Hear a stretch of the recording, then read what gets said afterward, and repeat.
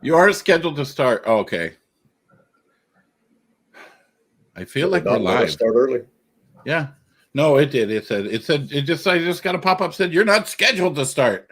All right, we are live, Mr. J. So, hello, everybody, and welcome to the 6th Indie Game Business and Meet to Match digital event, the 5th business-to-business one going back, way back when, to early 2019, and the first event that we've had with a selection of speakers, all based on the business, marketing, and licensing side of games. So, no matter where you are watching us from, if you have a question for our guests for the next 3 days, we're going to be doing this. We have 30 plus sessions, and 50 plus speakers that are going to be here. And if you have questions for any of them, pop them in the chat where you are. It'll show up on our screen and we'll get your question answered live. So there's that part of it. And we're going to have our Discord server. I'm pointing like you all can see it. Our Discord server at discord.gg/indiegamebusiness is live as well, where we'll have after talk sessions. There's AMA slots in there. And hey, if nothing else, there's 1,400 industry professionals that you can network in there now. So anyway, without further ado, our first speaker of the conference is Germaine Gioia from Play Life. Welcome, Germaine. This is, and thank you for being up at 6 a.m. your time to get this done. But Germaine is a good friend of mine, and I will argue the hardest working person in the industry. If you are at a real conference event, assuming we ever go back to those, you will have to look fast because she is going to be everywhere, running, introducing, meeting, and she doesn't slow down to sit or eat or anything else, I believe. So thank you. Nice to be here, Jay. So give us a real quick, tell us about your career, what you've done, and then we're going to jump straight into a bunch of these questions.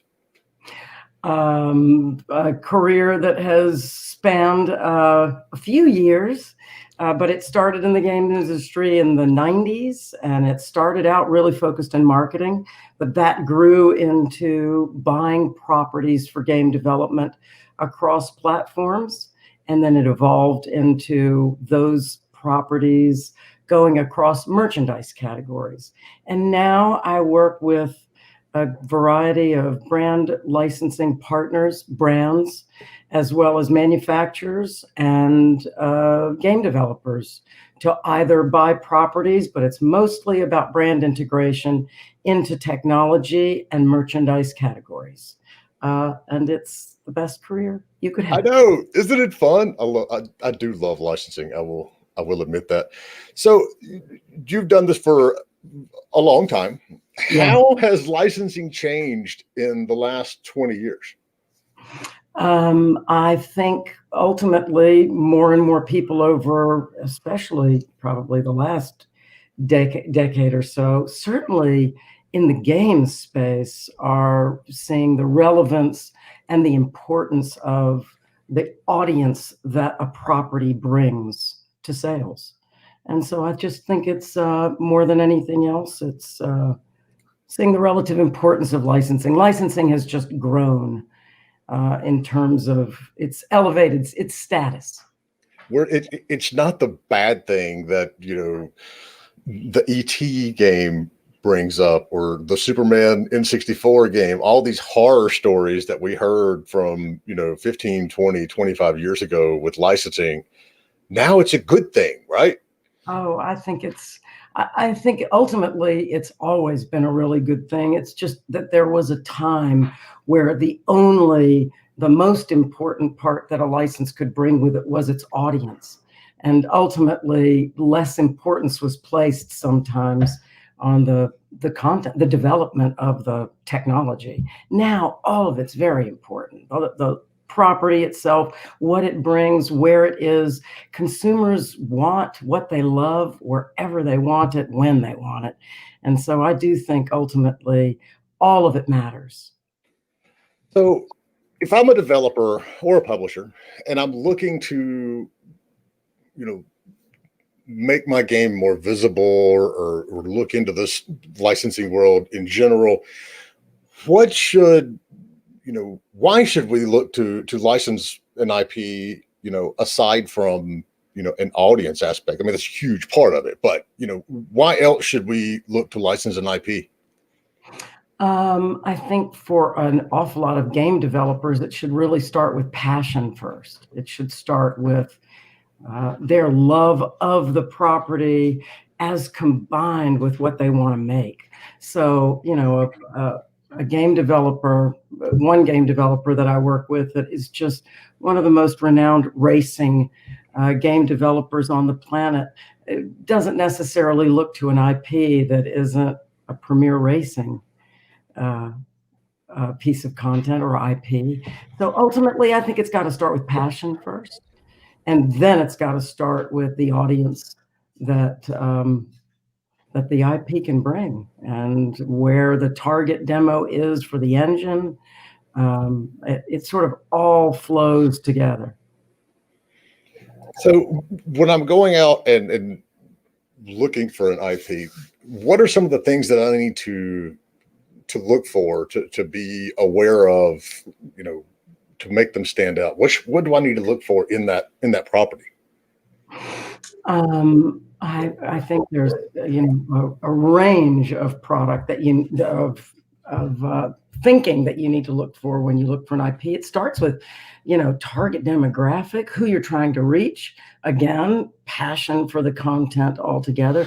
But it's more and more these days a 360 approach. The strongest IPs, in my mind, are the ones that have the social media reach. They talk to their consumers. I think in just terms of trends these days, I think they're inclusive, they're responsible. I think it's just an awful lot of the IP, certainly, that many of the developers and or vice versa, many of the just manufacturers are looking for strong audience and being on trend, being kind of, they're likely looking for a millennial audience and a relevance and sustainability. Good feature sets for a property these days, not to mention a large, passionate audience.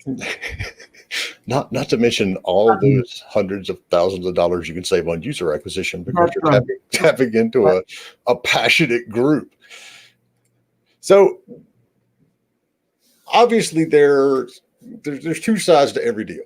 There's the IP itself, and then there are the people that you're working with that manage that IP, that are going to be your partners on this long road. It's not a fire and forget situation here. What are the signs that the group that you're looking to work with is a good group to work with and doesn't just want, give me the money and I'm going to get out of the way?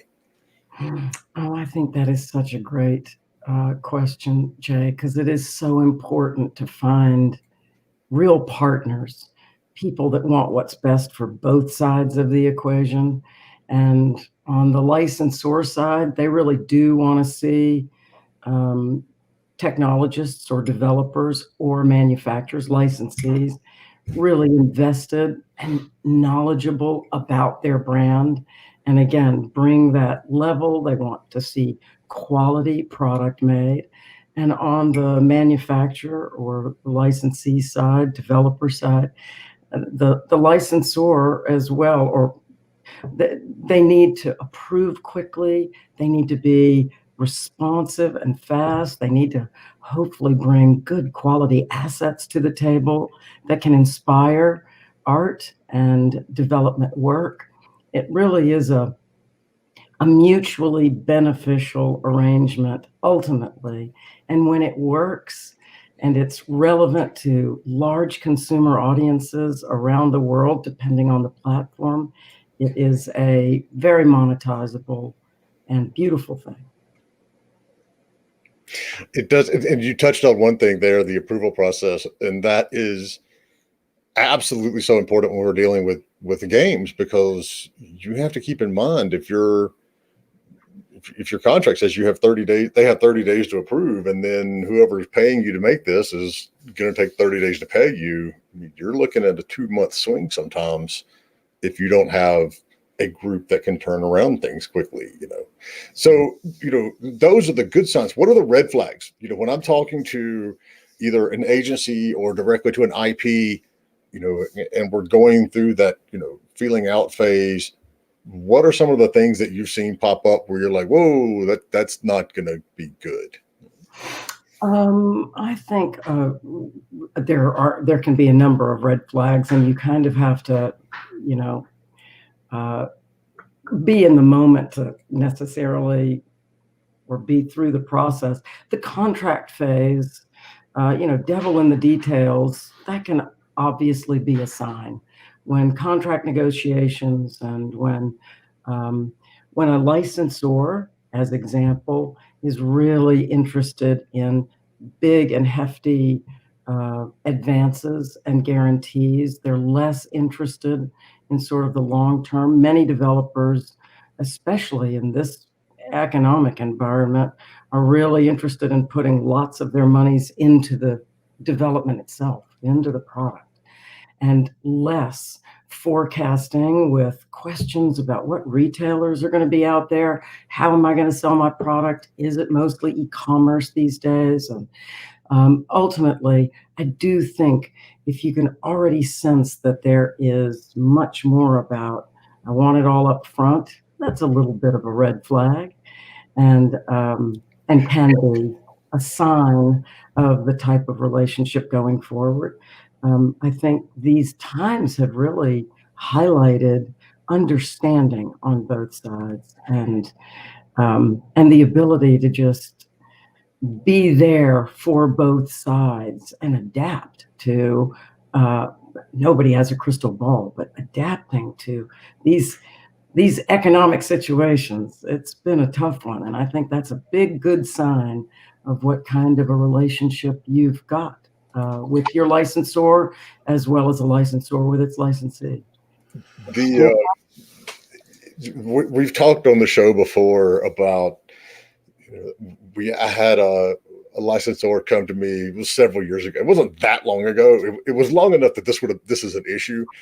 They had a lot of like 80s action movies, and I mean, good properties that, the movies are 20 some, 30 some, God, wait, no, 40 some years old. Oh God, I'm old.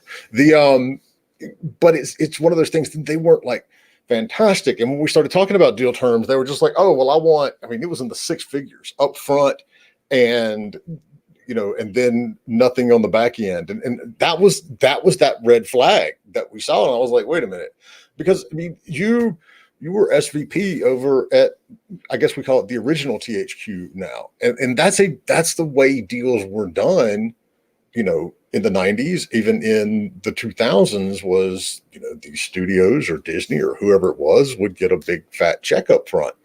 And now it's not that way anymore. Well, needless to say, a lot of licensors would love to know what you think the business can be over a number of years. So there's a forecasting process. And ultimately, most licensing deals used to be a sizable percentage of a forecast over the term, and then that percentage translated into a total guarantee.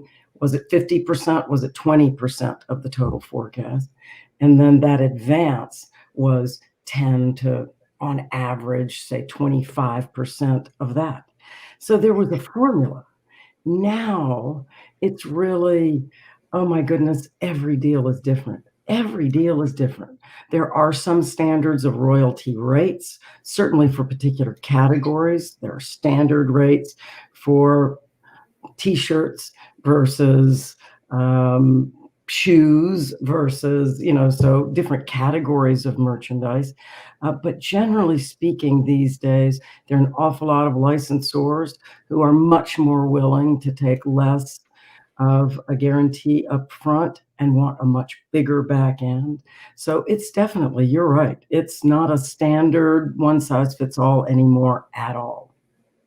So, in being general, without going into gory details, what are some of those standards for different platforms? Because there's a lot of things out there that developers and publishers may not be initially thinking, oh wait, that's a very good place to license our IP.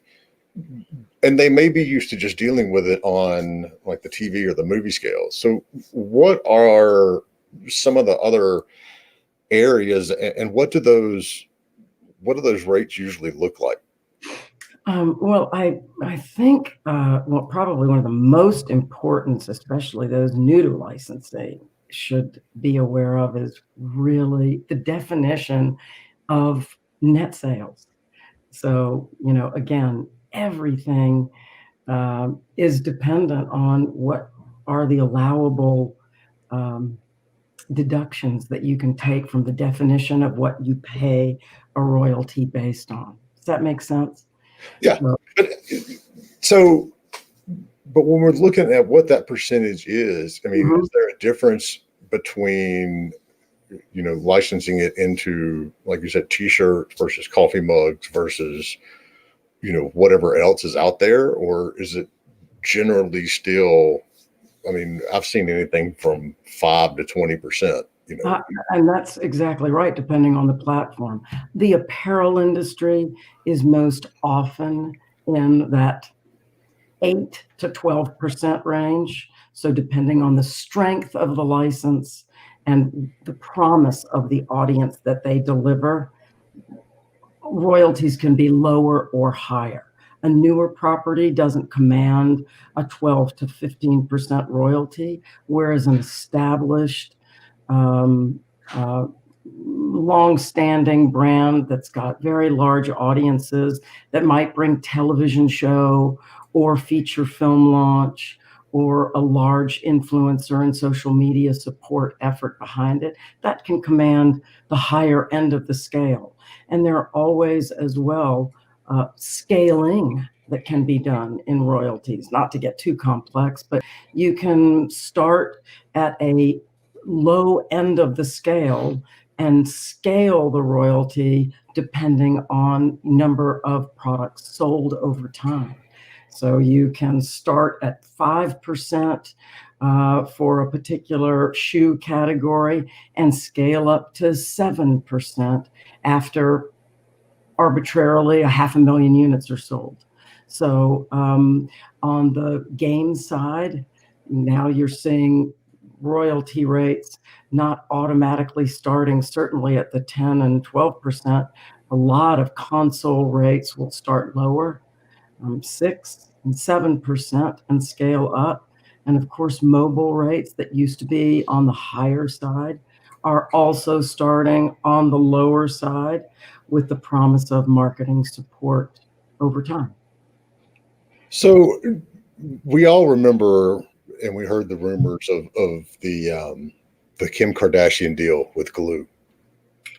How big of a ripple or wrinkle did that throw into the industry? And, have we gotten past that? I mean, do these celebrities, are they still looking for giant hunks of cash and percentages of the company or the game like we saw?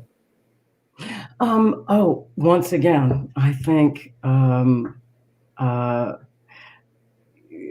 times have changed so many things, and there are, some of the celebrities, some of the influencers that really do bring tens of millions of audience into the equation, and depending on what they are willing to do. I'm working currently with a celebrity property that's not interested in committing to so many tweets on an ongoing basis and isn't willing to commit to necessarily a sustained support over time. They're much less interested in putting in the development time up front. That's changed.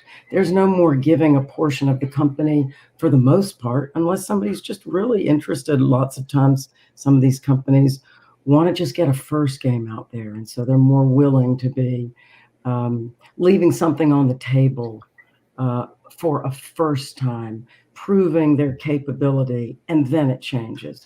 But no, I don't think, I really do think that these days, the developer, the licensee, and the brand holder, it's much more of a shared responsibility and shared weight on the effort of both sides to really reap the biggest back ends and potential revenues for partners. Hey, let me break in here for a second because we've got a couple questions piling up. Here we go. This is a big one. I feel like when it comes to passion for games, especially in indie side, passion and love for games exists. But when it comes to the business side, feels like people with passion and love for their game are reluctant towards learning that. I think licensing, IP, or marketing is part of that. How often do you deal with people who ignore the business side mostly? And is there something you suggest to them? And the second part is, does it create impact on them? A lot of questions, but it would be nice to know. And that's from Suhaib Riemann on Facebook. Well, if I understand the question correctly, and Jay, jump in. You're the expert, Germaine. I'm just here. Well, let's answer the first part. How often do you deal with people who ignore the business side? Well, I don't know how the business side honestly can be ignored. When you've got a passionate game developer who feels like love of the IP and passion for a particular engine is all that there is, but they're not willing to address the business side, they likely won't get the partnership with the IP that is the business side of it, and believing that there is relevance to what they bring to the table. So I hope I'm answering the question, but I believe it's really got to be a very shared passion on both sides. Passion for what the business brings to the table, and approval processes and a legal process, and certainly royalty income for what the property can bring. And that licensor as well has got to be most interested in what the developer and the engine and their passion for their property and their knowledge of their property, and not just wanting to be slapped on a previous game engine that doesn't take into account all that they are bringing to the table. Again, I think it's passion on both sides that makes for the strongest relationship. I hope that's answering the question. No, it is. But we see so many people. It's like the example earlier. It's like they don't get it. They don't understand. And so they're just like, I want my money and I want to go away.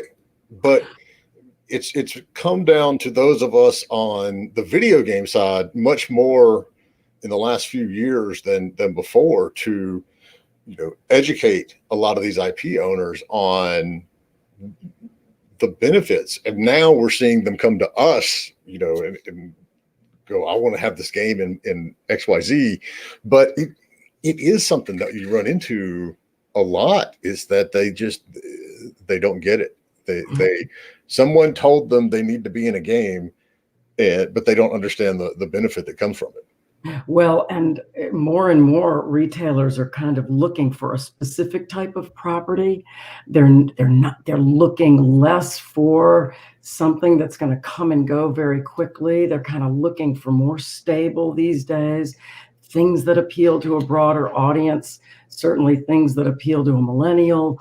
So I do think it behooves everybody to realize too, there are a lot of properties out there. And I'd be loath to turn off those interested in working with your property, because I think more and more you've got some competition out there that can really mean, thank you so much, I'm going to go and work with these people over here that are a little bit more willing to work in this environment. All right, let's answer the next question from Christopher Lonenbacher.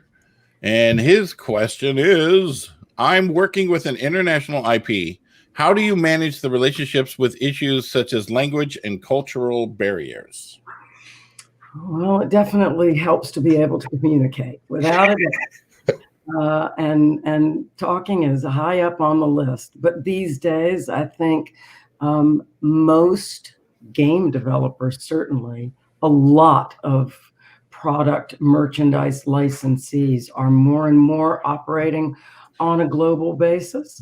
I think certainly whether you're working on a game that's going to launch in English-speaking countries, Europe, Russia, these days, we're working on a few games that it matters that games are localized in certain languages and take in to account specific cultures. What works in the West doesn't necessarily work for all Chinese cultures as well. So I do think that more and more you want a property to work truly globally.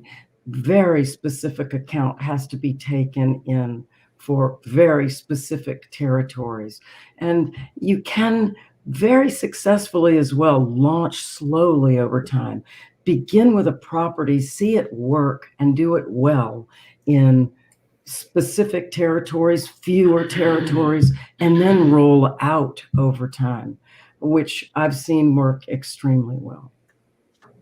So, and I'll add to that. One thing that you have to make sure of is that there's a clear understanding on all sides. And so it goes beyond just speaking the same language. It's like we worked on deals years ago where we had to explain to the developers in another country what a barn looked like in the US. And of course, all of us here in the US know, it's like, I know exactly what a barn looks like. You know, it's red, it's kind of like stunted little silo looking thing, but they didn't. Barns where they lived didn't look like that. And so when we said we needed a barn, we got something and we're all looking at it going, that's not a barn. But, you know, we had to go out and, you know, literally take pictures and find pictures on the internet. I think this was early stages of the internet. It wasn't as easy as it was then. But in another case, we were doing a game with took place in South Carolina in the South. So, you know, we said, okay, look, we need like an antebellum, you know, plantation house. They had no idea what that was, you know. And so we actually went out to a local historic site and took pictures inside and outside of this house that was like 200 years old, so they would have a frame of reference. It's like a lot of things when you're doing business in the industry, when you're dealing across cultures and across, you know, continents, you can't take anything for granted. You can't assume someone knows what you're talking about. I mean, you can boil that down to look at dragons. You know, we have a very different view of what a dragon looks like in here and in Europe versus what they have in Japan and China. So it's crystal clear. Communication is always key, but at the same time, you can't assume everybody knows what you're talking about just because you know what you're talking about. Well, and I'll add one more layer, because what you say is so very important. It's also hearing culturally what is offensive to one group of people and not to another. The importance of understanding in certain games what explosions and explosive words mean to one culture and not to another. So I do think where you want your game to be and for what audience is there, you have to really hear and listen and be able to communicate and relate to that particular culture.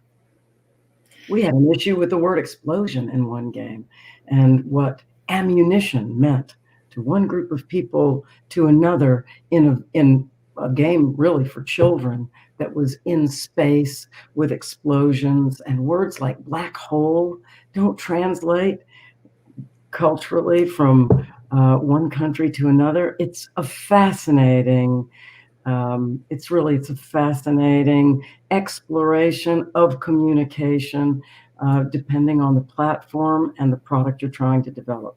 But it's important. All right, so let's switch gears. Let's talk about outbound licensing. So if I'm a developer and I've created, or a publisher, we're using that term both ways today. When is my game ready to be licensed out? When is my IP ready for the rest of the world? It's really pretty straightforward. How many people love it? How many people know it? And an awful lot of retailers also. So many people are trying to jump on quick trends and see an influencer's importance online and across social media feeds. But ultimately, an awful lot of people will look to a t-shirt, an apparel test.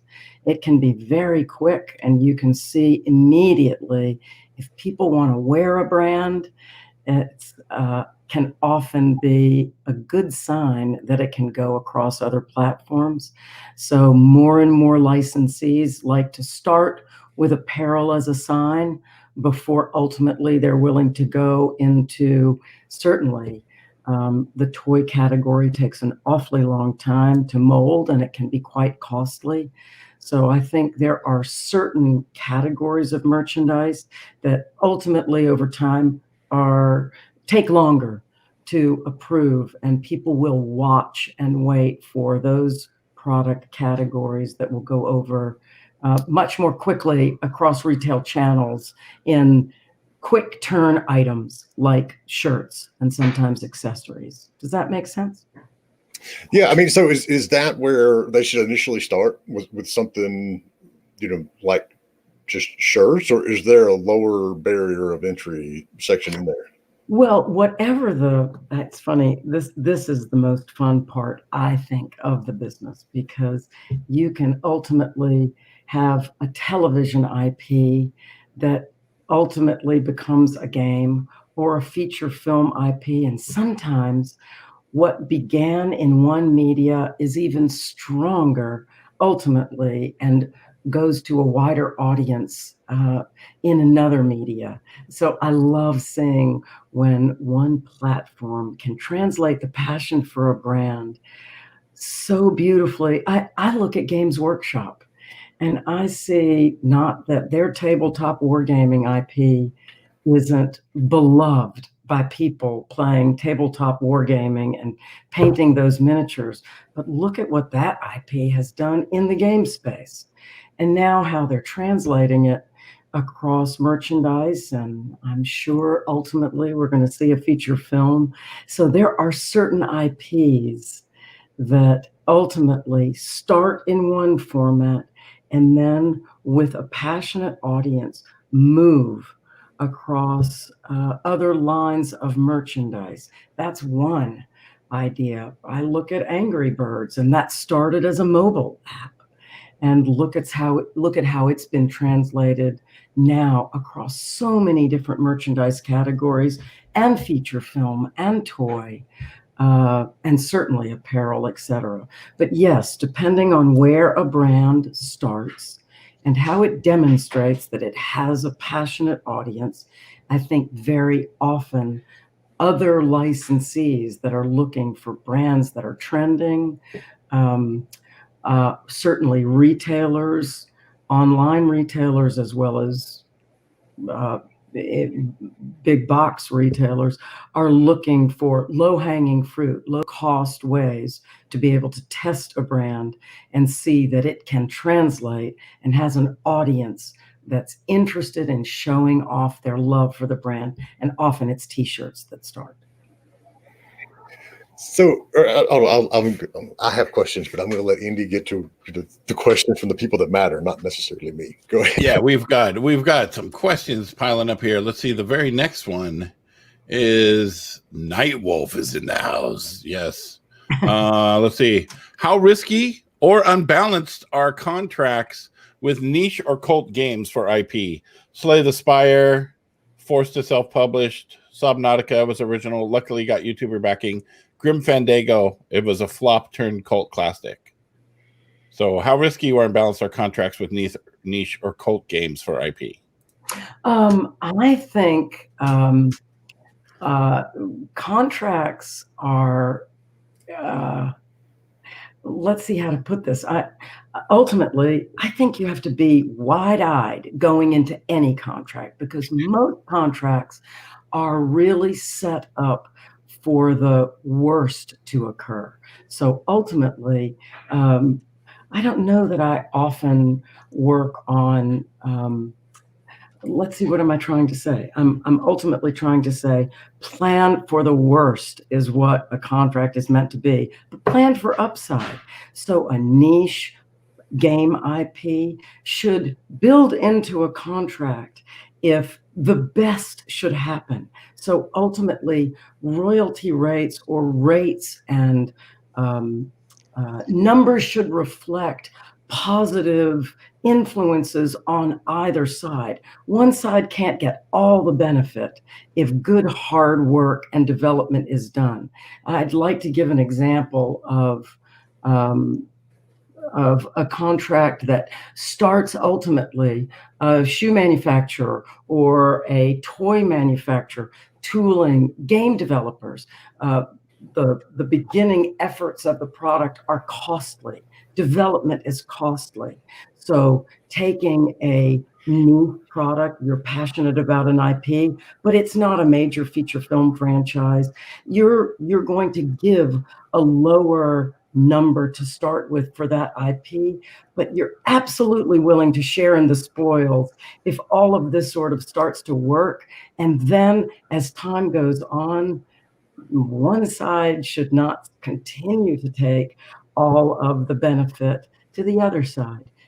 Please tell me if this is making sense, and I can always talk later offline or have people reach me to go into specifics, but it's trying to be very generic and not give too many specifics online is how I'm trying to answer these questions. And then yeah, not naming names, but happy to share more details. What do we got next, Andy? Oh, we got another question? Okay. I was waiting to see. Let's see. Rich has got one. Rich, my question. What is the impact of COVID and the post-COVID world on IP licensing, and how does localization fit in? Well, all the hard questions. Well, not necessarily. It just sort of depends. I have absolutely, we're having a really amazing time sort of trying to have a crystal ball and figure out what retailers are going to remain standing. Is it all going to be an e-commerce and direct-to-consumer world for merchandise out there? I don't think so. I think there's certainly always going to be retailers, but clearly they've been impacted as more and more people are less willing to walk into stores these days. And, you know, that's certainly, I'm speaking, everybody, by the way, from a very California-centric location and a real respect for a virus out there and fear. And ultimately, I think there's an awful lot of people doing more and more online. And I see a lot of really smart licensors, retailers, and game developers working hard to pivot to making an online communication work really well. And that takes localization and relating very specifically, again, to those specific cultures who want games for them, who speak their language, and that goes into multiplayer games, to single-player games, to merchandise on sale that relates to my friends in my city, in my language. So I think COVID and an understanding of how we're going to move forward in a more and more digitally centric or friendly, digitally friendly world is going to be really important to address. So Jay, don't hesitate to jump in and but people run my mouth like every single week, you know, it's it's one of those that I want folks to hear from you. Of course, yeah, I've got questions too, but um, what do when I'm looking for a partner, depending on what vertical it is in, and we've touched on this a little bit, but are there specific things that a developer or a publisher needs to be looking for in a licensing partner? Just in terms of right now, I've always loved 360 brands. And when I say 360 brands, I always love focusing on those brands that have a gaming bent, live event bent, a strong relationship with merchandise potentially. I love it when you see brands that touch audiences in so many different ways. That can bring a lot of strength to the kind of development vertical that you might be in and wanting to take advantage of. So sports obviously challenged in these COVID times, but people aren't going to stop playing or watching sports. And so ultimately, the fact that a game developer could translate a live event, a sporting event, into a game that has audiences that go see it, that want to listen to it, that watch sports commentaries or hosts talk about it. These are the kinds of brands that are very strong. Music, there's just not very many products or audiences that don't have a passion for a category of music. Whether you love country or you love rock and roll, it feels like that's an IP category that is relevant, where you're just licensing to put it in the background, and music licensing can be challenging in and of itself, or the game you're developing or the merchandise that you are making features a specific band. But these are categories of IP that touch an awful lot of people. This is the best part of the licensing business, and that is finding the needle in the IP haystack. What IP is right for articulating in a game or in merchandise? That's the best part of this. Matching technology, passion, audience, and how it can be broadcast to so many people all over the world, making all those things come together and deciding which IP is right for you. So you brought up a point that I want to touch on. Yes, I mean, music is universal. I mean, it's amazing how well that can integrate into especially games. I mean, we saw the Crypt of the Necromancer game get licensed by Zelda, and so there you have literally a game licensing itself to another game.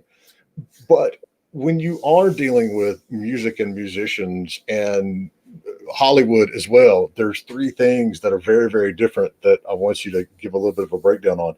The difference between like the actual music, the sound of everything, the IP that's associated with it, and then especially in movies, the difference between licensing an IP, let's just say Top Gun, and licensing an IP with Tom Cruise in it. Oh my goodness, you're not kidding. It all makes a difference, and it all costs. And there are, the music industry, I'll start there, because I do a lot of work in the music industry, and I also work with an awful lot of licensing folks who specifically focus on music licensing because it can be so complex. And there are multiple sides to music licensing, and it costs much less if you re-record a theme song and you don't necessarily use the original recording. But then there are some cases where you'd only want the original recording of a major musician singing that song as you knew it. You don't want a different version of it, but it costs to have the sync and master rights in the game along with a separate IP. And so I'm going to go back and forth and say it's the same thing when you want to take a movie license and you want all the actors that were in the movie, you want them in the game, or are you going to take off and do a prequel, or are you going to take off and take your movie license into a game, interactive story component, and you don't necessarily need the actors because they can be very costly.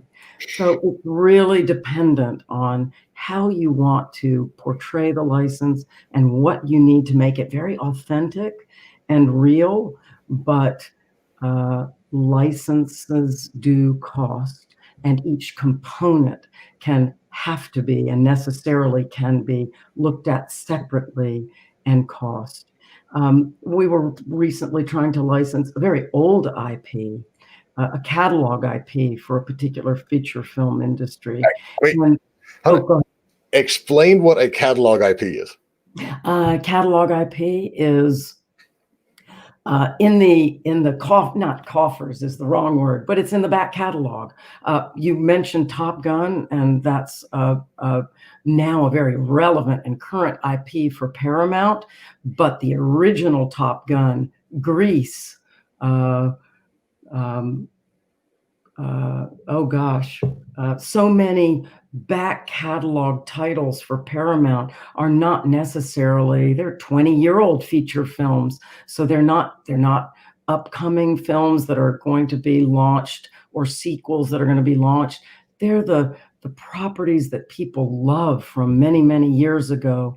Those are just need a passionate developer that wants to dust off an old IP, and it can be sometimes well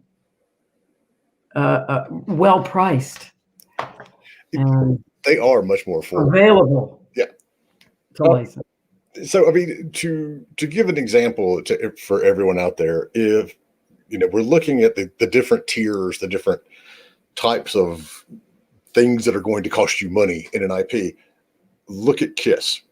So if you wanted to just license Kiss's music, but not their version, if you wanted to have somebody do a cover of Lick It Up, that's one fee. That's going to be the most economical way of getting in there. Absolutely. Now, if you want the track that Kiss recorded, that's different. That's going to cost more. And if you want to use Gene and all the guys in makeup in your marketing, that's where you're going to spend a ton of cash. Or how about the game is all about those guys? Yep. So you have them featured in the game. If the game is for them and all of their music in it, because it's not like it's just one person. An awful lot of different efforts go into the song. And so it's often a Universal Music or Sony Music property, and then it's been recorded, and there's a specific recording studio that has to be paid, and then of course it's the artist and the writers of the song. So there are just an awful lot of components that go into music licensing, but in the same breath, it can be so worthwhile when anybody that hears that music is instantly moved by that particular song. And that's what licensing ultimately is doing. It is just bringing in that largest audience possible because of passion for the IP. All right, so we've got about 5 or 6 more minutes left. If you've got questions, wherever you are, drop them in chat. I'm checking the Discord as well. Yeah, there's still one more question I'm going to get to right here. It's a big one. It's a big one. I see creativity as an ongoing process. The more time you give, the more you can do. The business side, yeah, look over it, Jay, would include respecting your partners, following deadlines, knowing there's a limited budget, etc. But what I've experienced is that the creatives forget about that and not respect deadlines and argue about how they weren't given creative freedom. But would you work with creative with great ideas that are not delivered? Would you work with creatives that give great ideas? And I would say, as a rule, always, because I do feel like, and you're getting, I know I'm kind of the choir preaching here, but I'm just a huge believer in brands and the importance of brand and what they can bring to creative talent. And when both of those can work together, it is just an amazing, it doesn't happen always. And I think like so much in life, it's important to always work for perfection. That perfection is kind of mighty hard to reach, but I think it's worthwhile. Continuing the effort is what I hope you're hearing. And I don't think that you should give up and be frustrated with either side, either feeling like they're not being heard. I think it's all about communication. And I think when you get the right partners involved, I think it can make it all worthwhile. And the creative side of the industry, it's going to be like that on both sides, both on, the IP side, especially if you're dealing with a television show or a movie, or, we do a lot of work with comic books. You're always going to have the creative side there. And then you got the creative side in the game as well. At the end of the day, yes, they are the passion that drives everything, but, they have to respect deadlines, just like everybody else. I mean, I've had experience with this. I've worked with a designer who I consider one of the best game designers that I've ever worked with. They couldn't hit a deadline. They couldn't hit their own deadline. And ultimately it caused major problems. And so, folks, it needs to be ingrained, and it goes back to, when you're first looking at the contract and the, qualification of either the developer or the IP, whichever side you're looking for. It's a matter of, do you understand this? Is it laid out in the agreement? These are hard deadlines and they have to be respected. But I mean, trust me, I've been there too. There's a lot of people that are extremely talented, but they just don't get deadlines. And on the licensor side, brands have an obligation to maintain how their assets are used and what audience they're reaching, they're going to be seen by, et cetera. So the brand holder is the keeper of their IP, and they need to maintain that vigilance. And so that's important too. And again, I do think it ends up being up to the quality and the caliber of the communications going on both sides, and important, but fun conversations, everybody. Yeah, there's a question right here really quick, Jay, that you can probably answer from Christopher. How can we connect with Germaine? I'd love to ask more questions. No, go, Germaine. It's your email address. Oh, yes. Oh, yeah. Oh, I thought you were going to say, go to the Discord. And you can. Go ahead. Yeah.